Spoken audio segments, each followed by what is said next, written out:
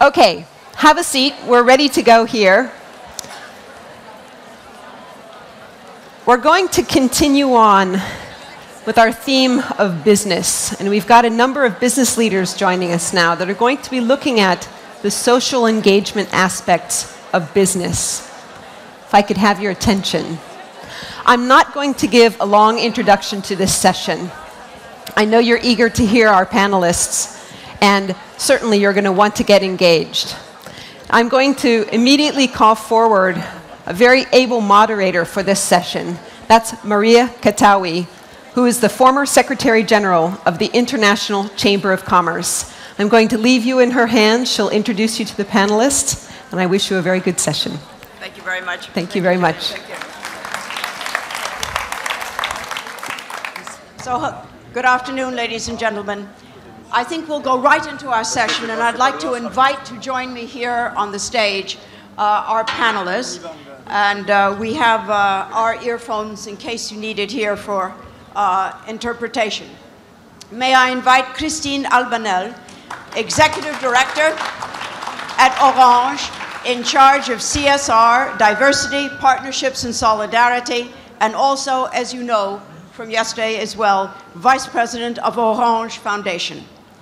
Susan Carter, CEO of Common Fund Capital.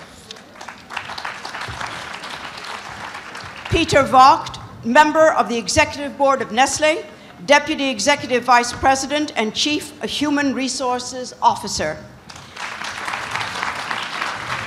And Pascal Witz, member of the Executive Committee of Sanofi, Executive Vice President, Global Divisions and Strategic Development.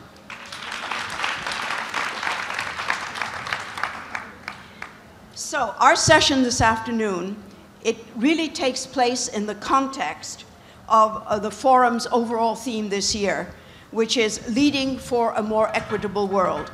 And this session is going to look at my business and society.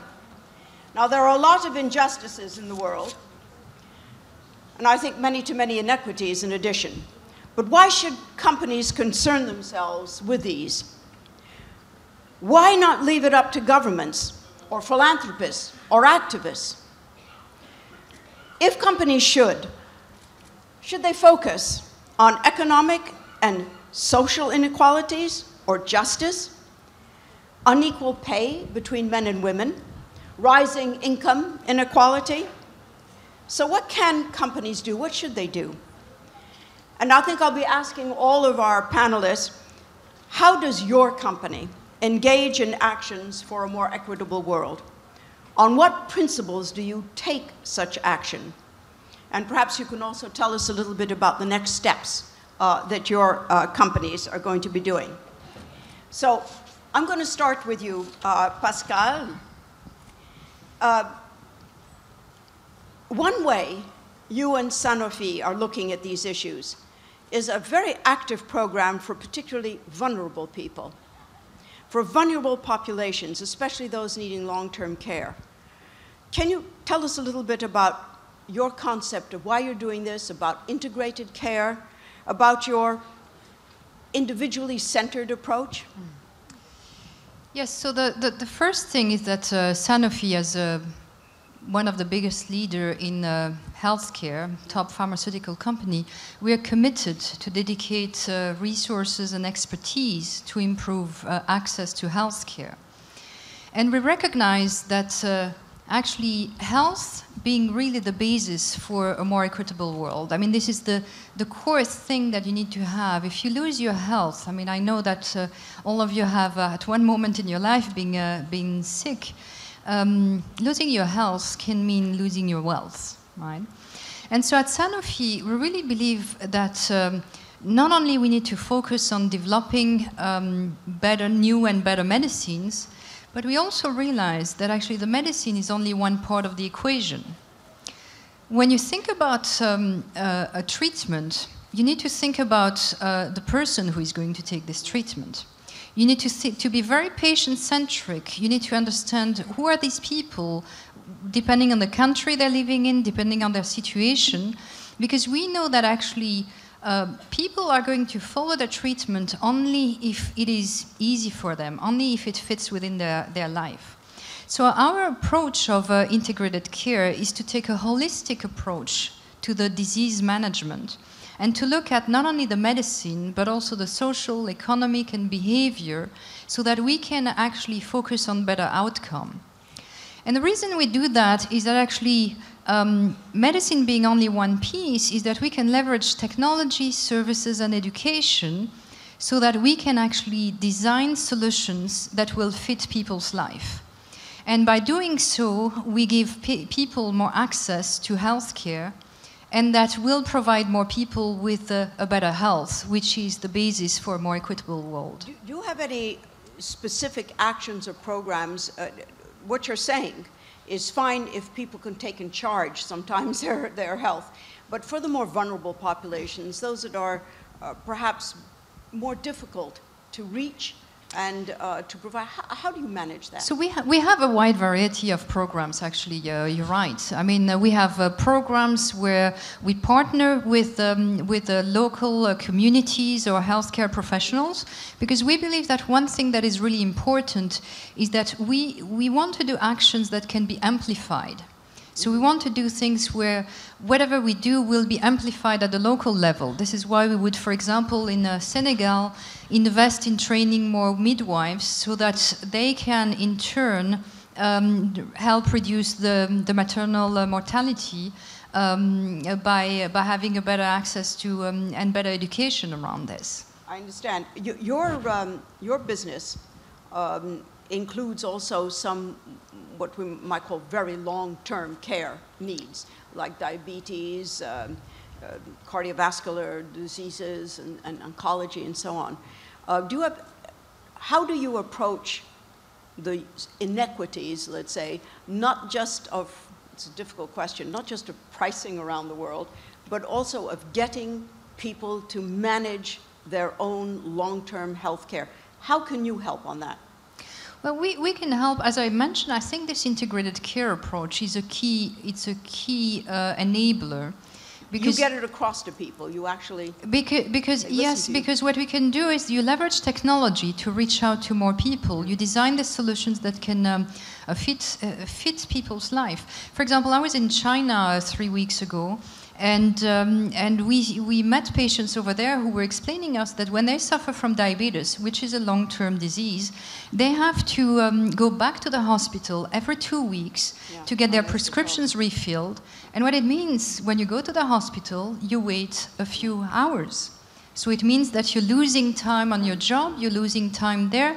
So if we can bring, thanks to the technology, ways to bring more information to the doctors, he could have more information, and we could actually, and we are working with some of the healthcare professionals in having a much faster feedback loop. So this is why, by focusing on the total solution and not just on the medicine, you can make an impact. The reason, actually, I should really mention this piece, when you think of diabetes, this is there is a demographic explosion of diabetes. Yes. But the biggest cost of diabetes is actually the cost of complications of diabetes. So maintaining people on treatment, making sure they take their treatment, is making the biggest difference from a cost perspective. This is why this integrated care approach that increases the adherence is having a big impact. Peter Vogt from Nestle, can you give us an example of how Nestle itself engages with issues of social and economic equity, and why do you do it? Thank you, Maria.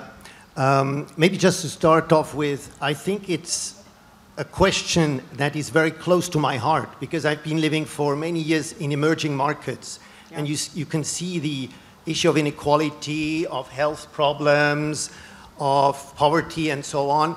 And I think what you can also see is that our creating shared value, what we call creating shared value approach to things, really can make an impact on people. Let me take the one example. For instance, we have in Ghana and in Nigeria a project where we work on grain improvement.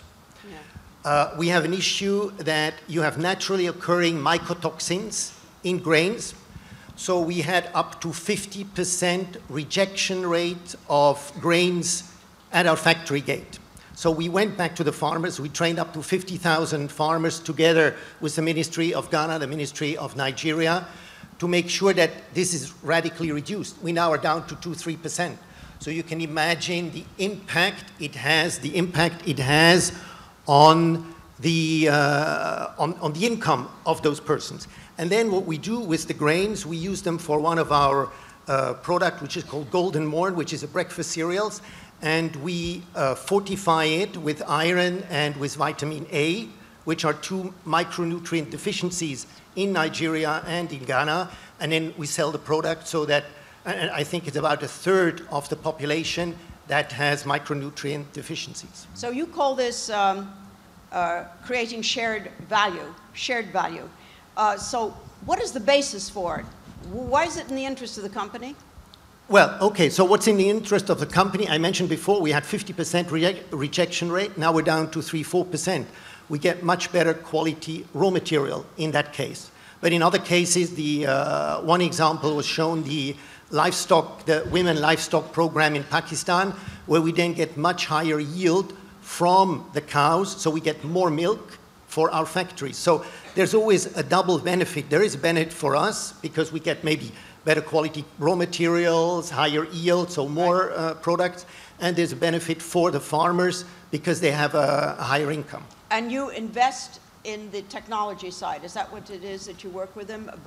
Well, we invest in the understanding where the issues are. So for instance, animal health. We talked before about health. Now, animal health has a big impact on how much yield a cow will give. So you work on that. So you train people to make sure that they're qualified and the farmers know how they have to treat their cows. And now, it's the same with... let me shift a little bit from kind of subject and ask you that one of the big inequalities, if you wish, in the world is also one that concerns a whole sector of the population. How far can a company go, for instance, to address a problem, a really deep social problem, such as very high youth unemployment? Youth unemployment in Europe is a big concern.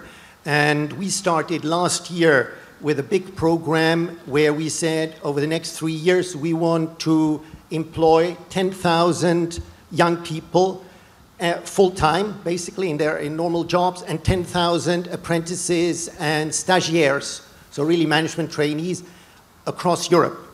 And we started that at the beginning of the year, and just a few weeks ago we started with the Alliance for Youth, where we had more than 200 European companies who joined in that effort to make sure that we create more than 100,000 jobs, traineeships, apprenticeships across Europe. And of course, the benefit for us is we get young people, interested people. I was last week in Hungary, for instance, and I saw some of the young people we've just employed newly. And you know, you get, we just before talked about digital, for instance. We get all this new knowledge, understanding. So it's a big benefit for us, and it's a benefit for the people who join us. Is that the principle of shared value? Yeah, it's the principle of shared value is that it's good for your business and it's good for the society you're working in. I think that's the core. So it's not a philanthropy. It's not CSR. No, I mean we do have some where we give away some money, but that's to me is different. They're really two different things. And I think the long-term sustainable is the creating shared value, because it's good for your business. So the more you do, it's better for your business. So whereas the other one is where do you get the money from, right? That's the question. So what you're telling us is that you have to embed it in your operations to make it last. But Susan, I turn to you. That's slightly different. You've been a successful investor since many years with experience especially in the private capital investment markets. And now you're the CEO of a non-profit investment management firm, which I didn't really see before, a firm of this kind. There is no other. I know. It has $13.5 billion in commitments from investors. It's difficult to get around a non-profit equity investment manager. I'm not quite sure how you manage this. But tell us how you're using all that money, please, to address the issues that we're looking at, and that is increasing and enhancing equity, increasing and enhancing and enhancing the way to address inequalities and injustice. Sure, Please. Maria, thank you. So we all come at this through different doors, really, and I come at it through the door of philanthropy first and investment second, and perhaps I can elaborate a little bit. I would wager that most of you in the room don't really know about Common Fund because we're largely a US-based organization. And let me take you back to our founding, because we were founded by a philanthropic grant. We are ourselves a philanthropic organization, a charity, if you will, although we focus on investment management. And our clients are virtually all philanthropic organizations, college and university endowments, foundations, libraries, symphonies, hospitals, all kinds of other worthwhile organizations. So if you go back to 1971, the Ford Foundation, one of the largest foundations in the world, did a study about how US colleges and universities were managing their endowments and found that they weren't doing a very good job. They weren't maximizing the return on those investments. And in fact, it was particularly noteworthy in the smaller and mid-sized organizations. So they made a grant, $2.8 million, to set up Common Fund for the sole purpose of helping those smaller colleges and universities better manage their assets, improve their financial resources, and thereby, if we were successful, improving the opportunities for education for more people. And really, those roots are still embedded in our organization today, 43 years later. We manage money, as I said, for nonprofit organizations. And the part of the organization that I oversee, Common Fund Capital, invests in venture capital and private equity investments around the world. We've been investing in emerging markets since 1994. And many of those investments actually have a rate of return, certainly, because that's what we are primarily focused on. But they also have a social return and a social benefit because the kinds of companies that primarily venture firms are funding are those that are the applications of technology that we've been hearing about at this conference. Their access to healthcare, whether it's cancer care centers or eyeglass centers or other products and services that essentially improve the lives of the growing consumer classes in the emerging markets. And one of the things that I've noted, we've been tracking investments in Africa for some time, and we've just made our first investments in Africa in this last year. And one of the things that is noteworthy in virtually all of the investment firms that are raising capital to put to work in Africa, there is a significant effort made to demonstrate not only the financial return, but also the social return. And there's a lot of emphasis being put on how do you measure that and the metrics that are used. And that's something that we're really, really interested in. So tell me, another area of investment is intergenerational equity. Yes, so let me explain. What is that? Let me explain that. So this is a form of equity that probably most folks don't focus on, but it's very important in managing a college or university endowment. It's the concept of intergenerational equity.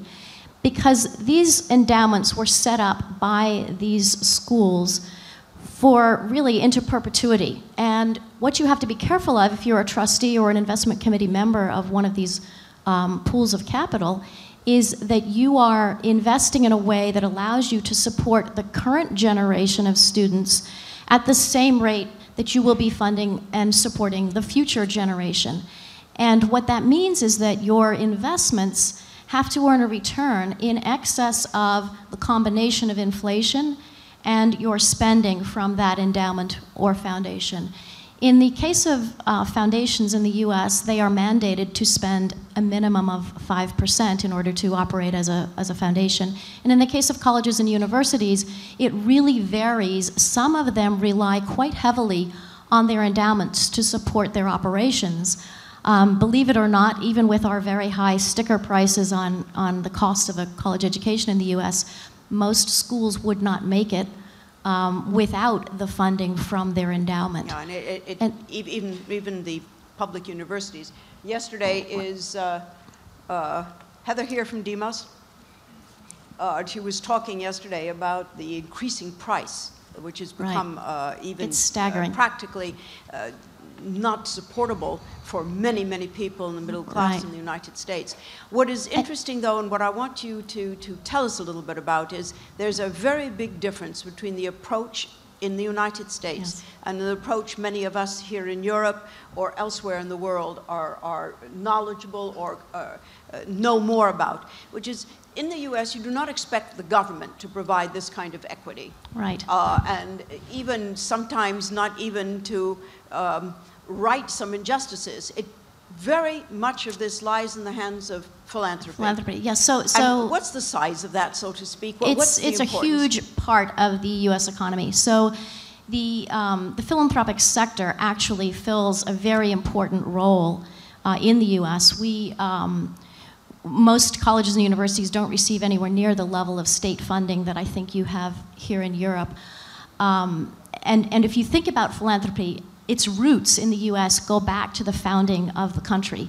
It started out as a very important part of the U.S. tradition. In fact, President Kennedy called it the jewel of the American tradition. And the size of the U.S. philanthropic market, if you will, is about $3 trillion in assets at the present time, and about, about 2 million different nonprofit organizations, if you include religious organizations. Americans give on the order of over $300 billion a year. Last year it was $335 billion. The philanthropic sector represents about 5% of the US GDP and about 10% of the labor force. It's the third largest category behind retail and manufacturing. Well, that's amazing, Susan. So it's really a staggering component of bridging that gap. Now, you know, the philanthropists and the folks with money to give, and in the U.S. it's not just the very wealthy. This giving concept permeates down to even people who you would say don't have a lot of money to give, but it's part of the culture.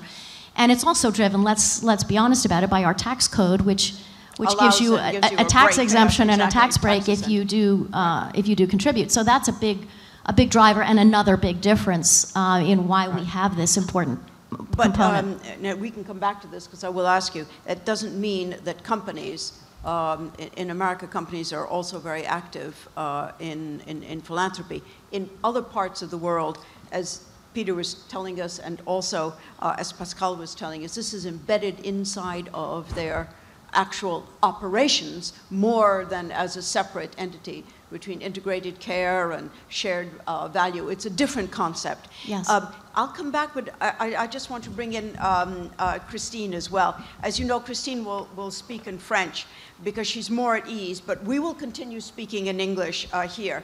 C'est parce que Christine comprend parfaitement bien l'anglais. Because Christine understands English perfectly, but she'll be better off, she'll be feeling more at ease speaking French. Donc vous venez donc au monde d'Orange. Where clients and customers demand more and more of their companies. They demand to see their companies doing lots of things, yes, and helping to face injustices, change the world. So tell us a little bit how a firm like Orange, how do you respond to their demands for justice or for equity? Vous avez raison, Maria, mais... So we were just saying this before. At the end of the day, well, it was something that was rather new in France. We used to depend on the state because rather than creating these endowments, which is so powerful in the US. But the new thing is that now everybody's turning to companies. So we have a lot of expectation from them as well. And this means then that we should live up to that expectation. It means first and foremost that there's a risk. I think it's a risk, but also it's an opportunity at the same time. It's a risk because if you don't take into account the social expectations, then you will disappoint people. And so your purchasing policy, for example, So if you don't abide by these obligations, then you will disappoint people. It's also an opportunity. It's a way of creating confidence as well. I think that currently, perhaps these new economic structures give a much more importance to this idea of confidence and trust. So we've got the collaborative economy, and there was a round table on this, and this is entirely based on trust and confidence. So this is a kind of new currency, if you will. So I think that responding to these expectations, that obligations, is that we need to regain that confidence. That's what's at stake. In terms of Orange now, with 130 customers in many different 1,000 customers in many different countries. So this is very much in line with Orange's core activity. We want to we want to provide new technology, digital technology for all, and then we want to develop services as well, the most innovative data services that exist. And so this means that these are very strong factors, strong ways of fighting against inequality and injustice. Well, what does this mean at the end of the day? It means fighting against the digital divide, which is first and foremost geographic. Of course, there are some grey areas. There are lots of investment being made in that, but Orange is well, there are many areas as well that don't have electricity. So this means that we need to go and set up 2,300 solar sites around our antennas so that we can give people access to these networks. And also we have to equip these more remote villages so that they can have access to the mobile network and allow their mobile devices to be recharged. So these are things which are very important. So. And we've also got 3G+, so 15 countries out of 20. So that's the first thing. It's a sine qua non condition. And then it's about providing services for products which will change people's lives. So these may be more or less business products, may create profit, but the idea is to provide what is currently lacking and provide it where it's lacking. So this goes from Orange Money, which is about exchanging banking services, transactions, and that represents 11 million customers currently, so that's huge in 13 different countries. But there's also 1 billion people in the world who have more than billions of people who have portable devices, but there are billions of people who don't have bank accounts yet. So this is a lot of business for us. So we all have what we call agriculture, which well, agriculture. Let me explain that. So from a simple cell phone, you can have access to all kinds of information, tell you when to do your irrigation, when to irrigate your crops, being aware of the prices, crop prices. So it's all this kind of information that you need in real time. And also you have health, santé. So this is what we'd like to provide. That I turn in very, very shortly now to everyone here, and I'll take quite a few questions to begin with, and then we'll have them answered. So we'll go through quite a few. Give me one more minute to ask them one more question. Look, she brought up the question of trust. It is clear everywhere that all the sondage, all the polls that have been, surveys that have been taken, that people on the whole are holding businesses in quite a low level of respect, and certainly not so trustworthy at times. So are companies now being asked to deliver what before we asked governments to deliver? Are they being asked more and more to deliver things that we used to think were in the public sphere, but now the private sphere is also responsible for them? Or are we trying to get over some problems that we think companies are the cause of?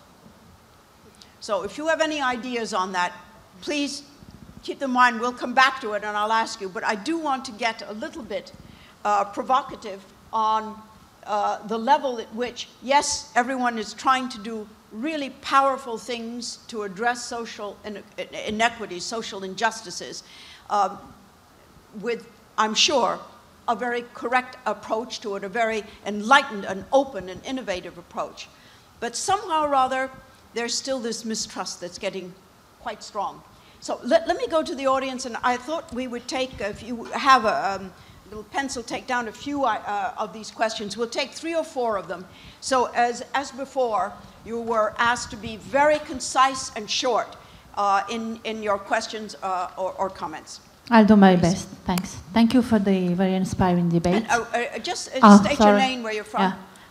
No, it's fine. It's fine. My name is Rama Sofia Rajdi. I'm reporter for United States Press Agency. My question goes to Mrs. Pascal Witz for Sanofi.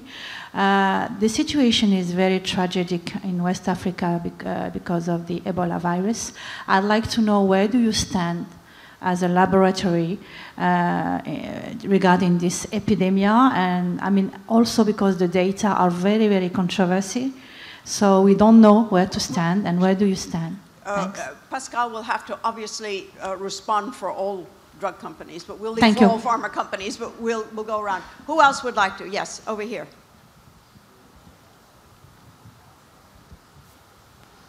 Hi, my name is Marcella Lolli from Telecom Italia, and I ask a question to both Nestlé and Orange about the shared value, because it's undoubtedly the new trend of the good company. But how can you measure inside your company to demonstrate the skeptics, one inside the company or outside the company, that this shared value is really valuable? Thank you. Shall we go over here? Yes? Hi, my name is Katerina Samara. I work at the Oak Foundation, and we're co-hosting the Social Hub with the Coca-Cola Company and Women Moving Millions. My question is around your work on empowering the vulnerable communities. All of you are experts in business, and all of you are now taking on this extra work that Maria spoke around building communities, resilience, and empowering the vulnerable. And I wonder, how do you partner with the experts, many of whom are in the room, who have the expertise? While you have the business expertise, they have the expertise on this empowerment work, especially in relation to Orange's work with empowering women in West Africa. How do you build those partnerships with those expert organizations to enable you to increase the social impact of your programs as well as your business return on investment? Very interesting question. I'll take one last one. If in this section over here, yes? All right, right over here, there's one, and then there's a lady back there. Yes? Shari Berenbach, U.S. Africa Development Foundation, but I might pick up a bit on, this is for the Common Fund. I'm wondering about your investments in Africa. You say it's new. If you can just elaborate further, what kinds of companies, what kinds of objectives, what scale of investing? I'm sure there's many African entrepreneurs who'd like to know more. Thank you very much. And last one over here, one over here. Hi, my name is Angela from South Korea, founder and president of Global Competitiveness in Paramount Forum. When you talk about CSR or CSV, in order to achieve into reality, you need your people inside of your company to think about both economic and social values. How do you train your people? Excellent question. So I was just taking them down to make sure we try and get to them. Those were excellent questions. So we have Pascal, or anyone actually, about the impact of the Ebola crisis and what part we all need to play in that one. For Nestlé and Orange on shared value, how you measure, how you demonstrate, how you see that it's actually accomplishing some of the aims that you're after. The work on empowering communities, how do you include, and do you include, the partners who are real professionals and experts at that? Susan, investments in Africa, I suppose this is more on the impact investment side. Perhaps you could have a word even from your past knowledge on that, and South Korea and the Global Compact. How do you get people inside your companies to actually sign on to thinking in both economic and social terms at the same time, so that this doesn't remain a sort of, a specialized department in the company that is just doing it, but it really becomes integral? So who would like to start off? I guess they asked you about Ebola, but you can take more than one question, don't worry. Okay, I'll come back on some of the others, but maybe I'll start with this one. And as you said, Maria, I will probably respond more from a novel pharmaceutical industry standpoint. But I mean, we at Sanofi are very concerned about health everywhere in the world. And of course, I mean, the strength and the damage caused by the Ebola epidemics have been tremendous, and we take that very seriously. What surprised everybody with this epidemic, because Ebola has been around for a while, what surprised us, or everyone, was how much it has spread. And to some extent, you know, with the virus, the mutation of the virus makes them evolve, and this is what makes it a bit more challenging. And probably it is because people die less that actually it spreads more. Because unfortunately, when people die, where there is a very high occurrence of, high mortality, it doesn't spread as much. But so we are in front of an evolving virus that is probably more difficult than previous waves have been. And we have a very strong vaccines business that is looking and putting some research into it. And I think everybody who has some knowledge today in how to develop and fight this disease is actually putting the brains and the resources around it. It's unfortunately not a very easy solution. It's something that we are progressing on. There are some other actually companies that are putting their efforts into it, and hopefully we will be able to contain that as much as we can. It is important also to realize that it has been I say unfortunately a good case of also seeing how these issues become global, and there is nothing that we can look at that any of these challenges are remaining in a country. I mean, people who want to help, several countries had to repatriate some of their healthcare professionals because they were contaminated. And thank God many of them were treated. But it shows you that in the global economy we live in, there is nothing that can happen anywhere without everybody feel concerned and feeling that we have to do something about it. Let me just ask you very quickly, and all of you, just picking this up as a entry point to the question on how do you get your people inside the company to respond to these kinds of needs and get them aware that the economic and the social needs somehow rather can together address some of these terrible injustices, inequities, and crises. Yeah, you mentioned earlier one thing. I mean, behind our integrated care approach, we actually have developed a patient centricity initiative. Yes. And we were the first. You have a chief. We have, what's it called? Yeah, a chief patient officer. That's right. And you may think, and you're right to think, that in a pharmaceutical company, everybody has a patient in mind. However, having put a chief patient officer and having embarked the whole company into thinking about it from the patient as a consumer standpoint, does change the way you look at the treatment. Because when you think about fighting the disease, you know, you think about, I want to kill your disease, but I don't care if you lose your hair, if your skin doesn't look great.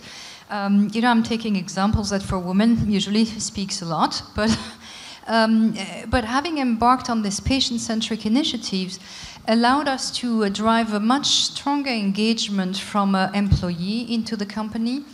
We did also a few sessions with, starting with our executive committee, and now we're rolling them out throughout the company, is that for some of the new medicines that we're developing, they're addressing some new diseases that are not as well known. For example, atopic dermatitis. People have a severe rash, and to the point that it brings not only infection, but it looks ugly, therefore it drives isolation. We had patients coming in and share their experience. And I can guarantee you that there is a very big difference from all of us thinking and looking at the numbers, the potential market, the number of people suffering from that, to having the 12 members of the executive committee sitting around the table with the patients and a few doctors wrestling with the disease and hearing the poor woman saying how much her life for 40 years has been to fight to look for somebody who could help her. And that is a way to actually engage people, and people start sharing a lot more of their own stories. They start reaching out to people a lot more and bring back more ideas. So this is where it links to the shared value as well, because we have a tremendous potential with our employee who know about these experiences, who can bring back ideas to develop solutions. Let me then go directly to that question. Which was addressed to both of you. Peter, how do you demonstrate? I think both that question, how do you get your people involved, but how do you demonstrate that anything you're doing in this field actually has an impact, is making a change in the lives of people who otherwise would be falling off the edge? Right, right. But maybe I combine it with the question on training. Yes, yeah, because it really goes very much together. Oh, and please also the question on partnerships, because I know you do that. The partnerships with the professionals in the field of working with communities. So, for instance, when you talk about bringing in people who have certain diseases and explaining, you know, where they went through, it reminds me of what we do in many countries. Home visits. So for instance, I take a few examples in Sri Lanka or in Indonesia.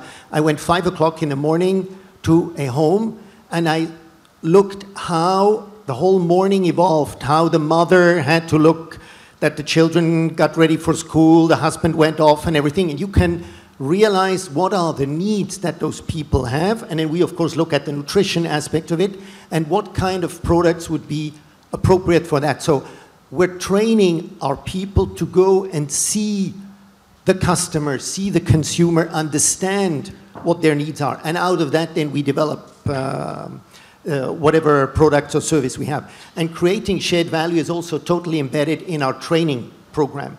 So we have the functional training programs like finance, marketing, technical, and then we have the leadership training program. And within the leadership training program, creating shared value, the whole concept and how we approach things are being embedded. And how do you and then measure how that? do you measure? Yeah. Exactly. We measure at this moment, we measure locally in each market situation, because whether it is cows in Pakistan or grain in Nigeria, how do you take the whole data together as one? We haven't found a good way yet. So at the moment, we do it locally in each market with each program. That's how we compare what we have been achieving. And I know that, obviously, I have heard that you work with very powerful NGOs who know what they're doing in these communities. Could you give one or two examples? I even have some that were speaking to me the other day, but go ahead. Okay, I mean, there are many different examples of NGOs that we're working with. Now, the one, for instance, in Pakistan, we use the Dairy Development Foundation that was there. So first we look at who is available locally. Then, of course, we have worldwide agreements with, for instance, the Red Cross and many other organizations. The Forestry Trust, I know. The Forest Trust, where we talk on reforestation, making sure we get like palm oil only from certified sources and so on. So in each area, we work with specific NGOs that have their expertise. And I remember just a few days ago at the Creating Shared Value Forum, Ruth Onyango from Kenya, who works with rural women farmers, were saying, you know, how she can put them together into communities that then of groups and cooperatives that and so on, and get, you know, better known, better value, access to markets and things of that kind. It's a very big part, I think, of everyone's work, and I certainly want to ask the rest of you. Yeah, or Ivory Coast, for instance, one big issue is child labor. So we work a lot with local NGOs to educate farmers. I mean, I went to one of those sessions, and you could see the kids around, and it's probably like my grandfather used to work also as a kid. Now, he could still go to school.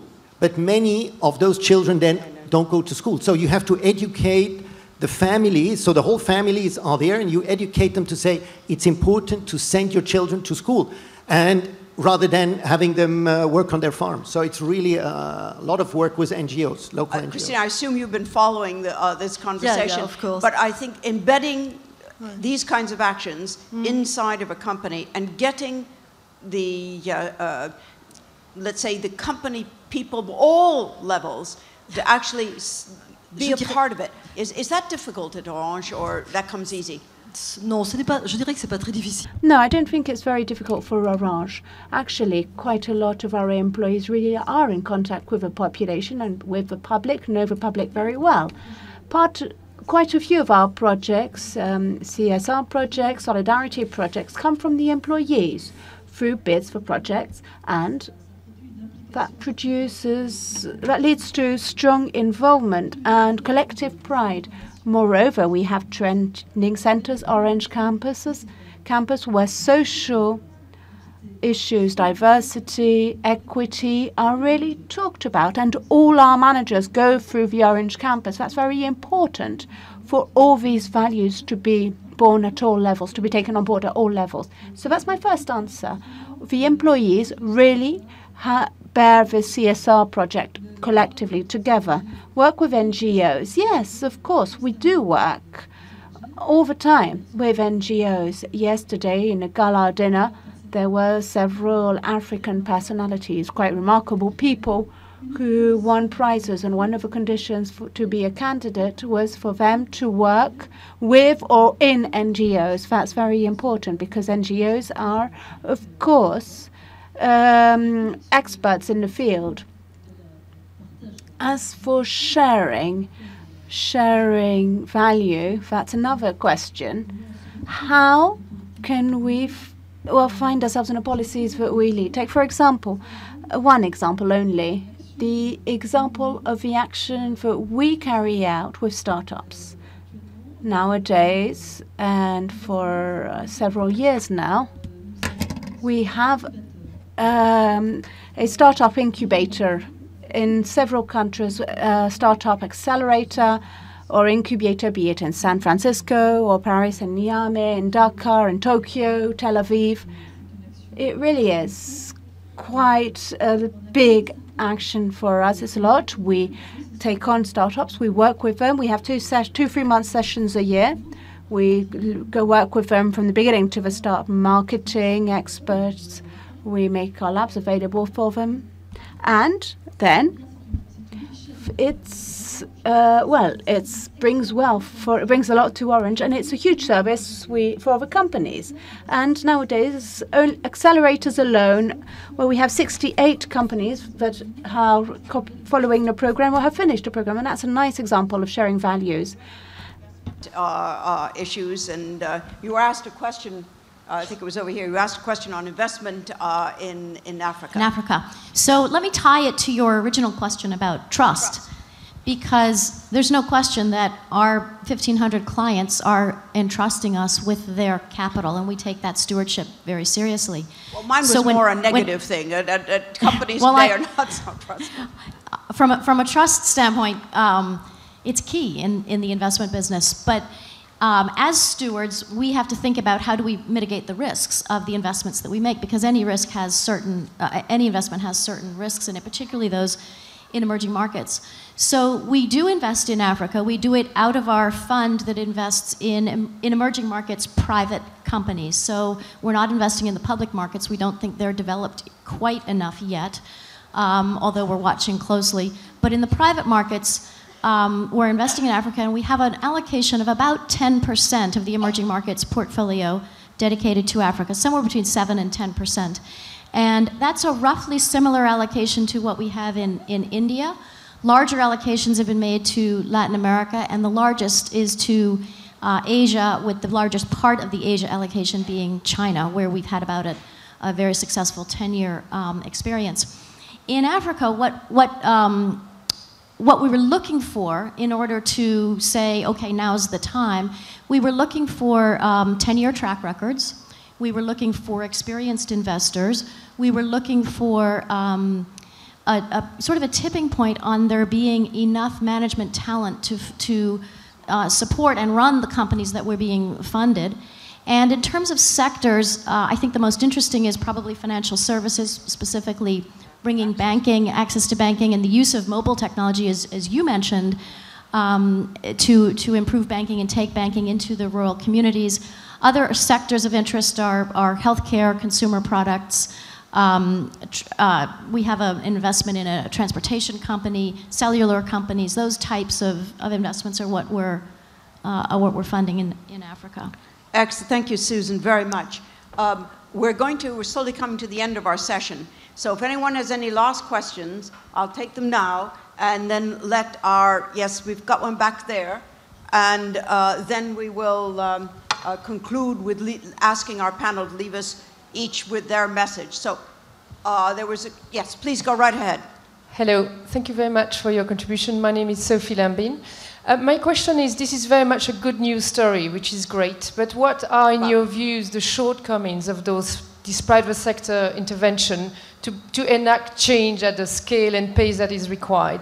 Should there be more collaboration between companies, and what should and could governments maybe do to help you scale these? It's a very good question. It goes back to my concern, which is what we're asking actually companies to do here. This underlies, these are the good stories, yes, but it underlies my particular concern, which is the philosophy on which a lot of this is based.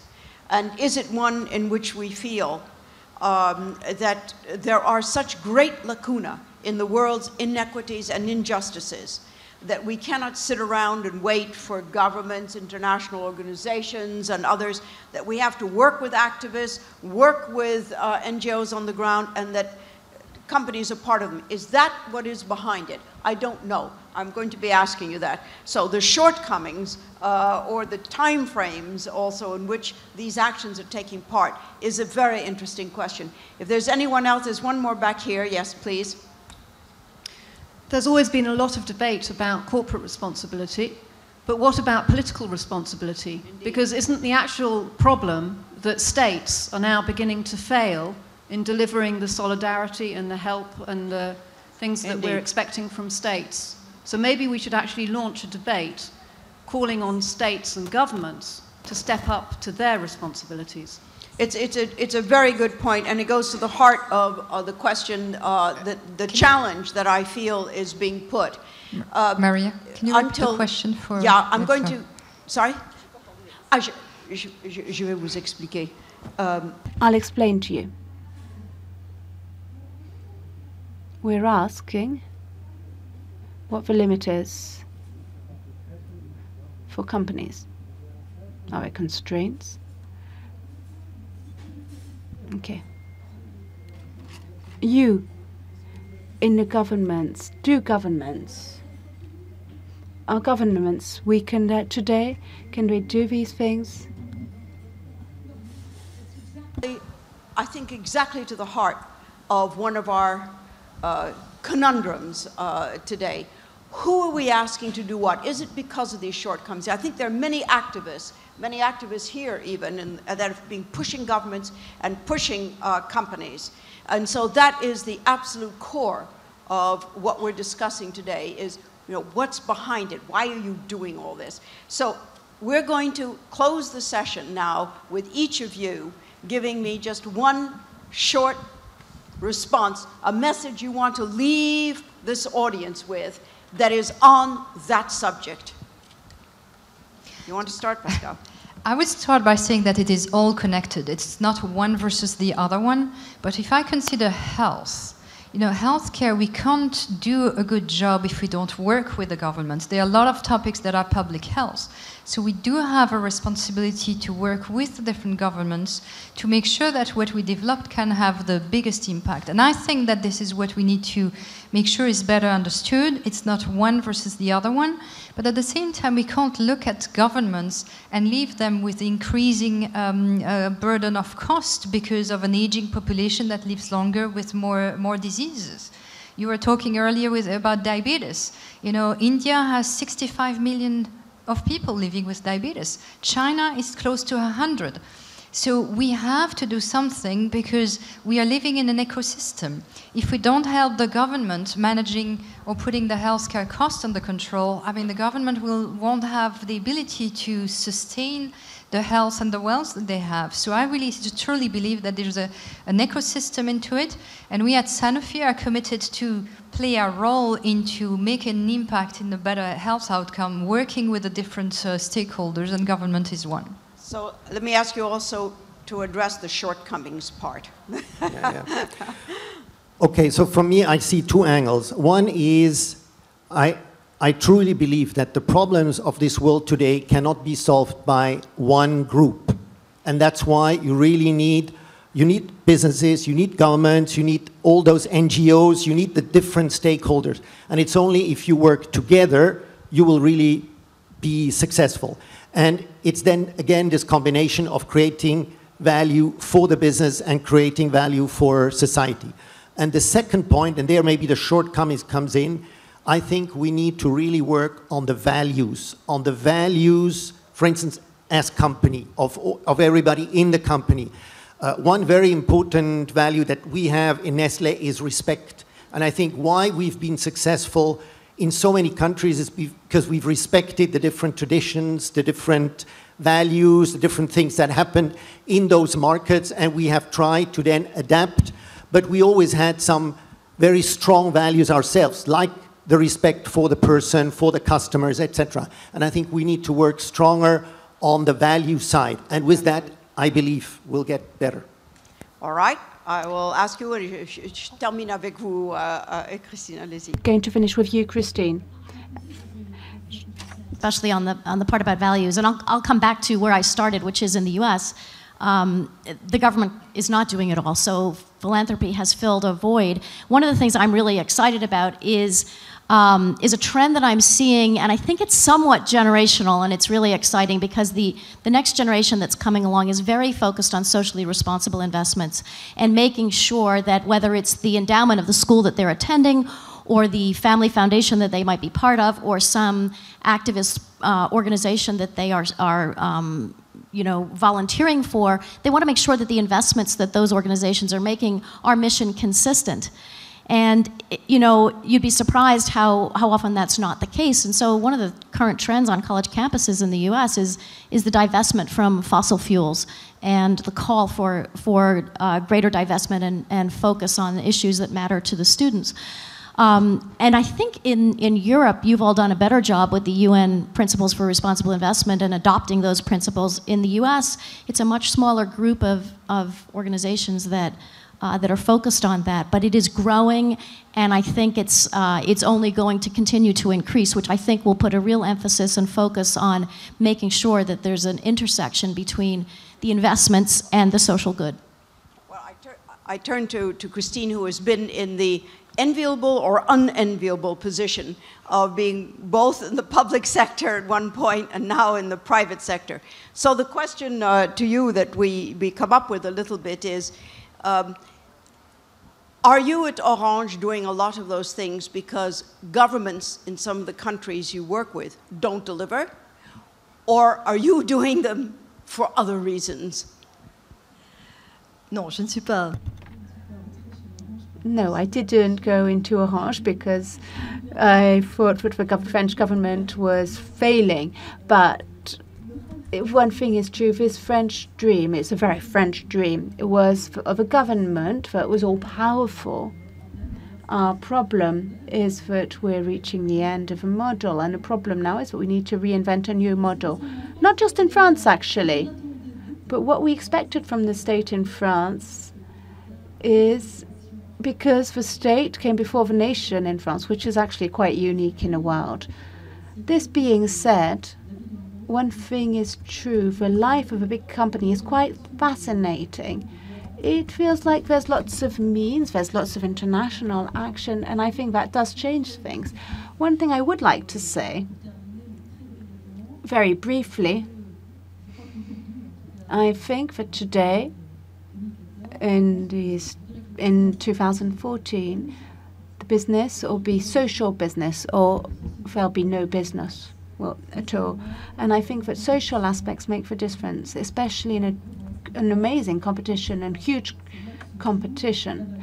I think that's where various value and values are at stake, and that's where identity is at stake. Thank you very much, Christine, and thank you to you all. And we will close on that particular note. Certainly, this is an open question that all of these people will be looking at in their companies and surely in yours. Thank you very much to the audience as well. Thank you. And thank you very much